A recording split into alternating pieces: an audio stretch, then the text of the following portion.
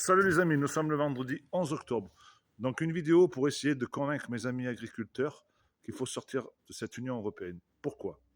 Parce que nous, paysans, on est tous d'accord sur le fait qu'on est victime des importations aussi bien extra-communautaires qu'intercommunautaires. Et pour casser ces accords de libre-échange extra-communautaires, il faudrait que tous les pays de l'Europe soient d'accord. Ça, c'est impossible, parce que des pays comme l'Allemagne, avec leur puissante industrie, ne voudront jamais avec leurs alliés. Et pareil pour les importations intracommunautaires qui viennent en France, que ce soit d'Espagne, d'Italie.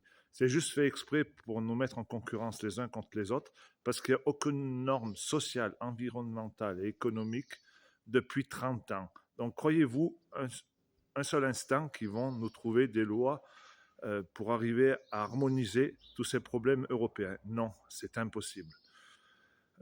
Est-ce normal que nos jeunes bovins aillent se faire engraisser en Espagne, en Italie ou ailleurs pour revenir sur les étals français en consommant des hormones alors que c'est strictement interdit chez nous? Donc je peux comprendre les réticences de certains agriculteurs qui disent qu'il ne faut pas sortir de l'Europe parce qu'ils ne pourront plus exporter leur lait, leurs jeunes bovins. Mais ça sert à quoi d'aller exporter alors qu'on importe de l'autre côté? Notre balance commerciale est plus que négative. Avant de rentrer dans le marché commun, on était la première puissance agricole européenne et la deuxième mondiale. Vous ne pouvez pas nier cette réalité. Aujourd'hui, 60% de l'alimentation des consommateurs français est importée. Vous ne pouvez pas nier ça. Donc comprenez-vous bien qu'un jour, là où on exporte nos produits agricoles de haute valeur ajoutée, on n'est pas à l'abri de perdre ces marchés. Vous allez le comprendre, ça, oui ou non? Parce qu'il y a des pays émergents comme le Brésil, l'Inde, l'Argentine, qui ont une agriculture qui se développe à fond la caisse. Et eux, ils vont exporter leurs produits aux pays chez qui on vend. Donc, au lieu de vouloir, à coûte que coûte, exporter nos produits agricoles pour créer une bonne balance commerciale, le mieux déjà, ça serait d'arrêter d'importer et de nourrir nos Français avec nos produits. Pourquoi nos jeunes bovins ne sont pas engraissés en France par les céréaliers en leur donnant leurs céréales et leur maïs, au lieu que demain, ces céréales et ce maïs finissent dans un méthaniseur pour fabriquer l'électricité? Vous voyez bien qu'il y a un sérieux problème dans ce pays. Vous ne pouvez pas dire le contraire, parce que c'est les règles du jeu qui ne sont pas bonnes. On est bouffé par cette Europe cannibale, tout cru, tout cru.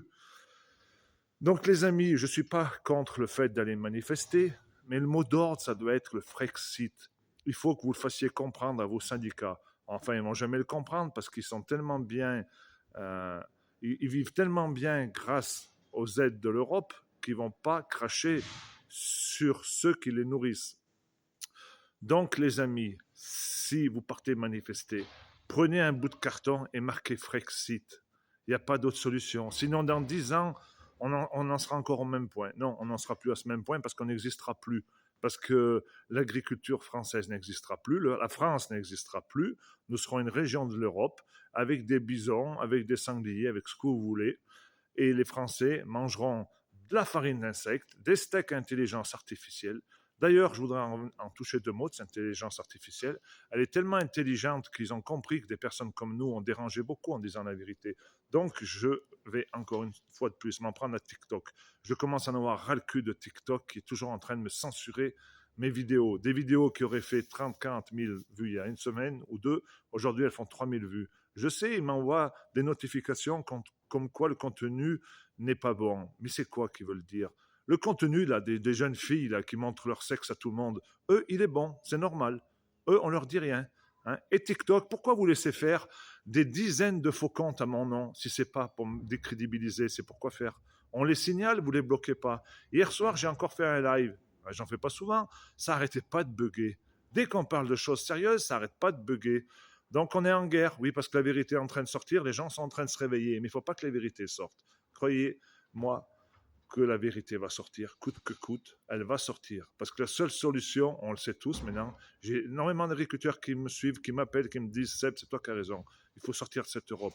Parce que cette Europe, elle est là pour nous faire crever. On le voit avec les primes qu'ils envoient aux animalistes, avec Bill Gates qui donne des primes aux animalistes, des subventions, des aides pour nous faire fermer nos élevages. Je viens encore d'avoir un appel d'un agriculteur désespéré du Morbihan qui a des chevaux. hein. Dès qu'il a un cheval qui meurt, oui, parce qu'on a tous des animaux qui crèvent, hein, surtout par les temps qui courent avec tout ce qu'on nous balance sur le coin de la gueule, eh bien les animalistes trouvent rien d'autre que de venir prendre des animaux qui crèvent en photo ou des animaux un peu plus maigres. Oui, on en a tous. Et qu'est-ce qu'ils font? Ils font fermer les élevages, ils ramassent les chevaux. Voilà où on en est arrivé aujourd'hui. Donc, une preuve de plus qu'ils veulent faire disparaître l'élevage en général, en France et en Europe. Allez, la bise.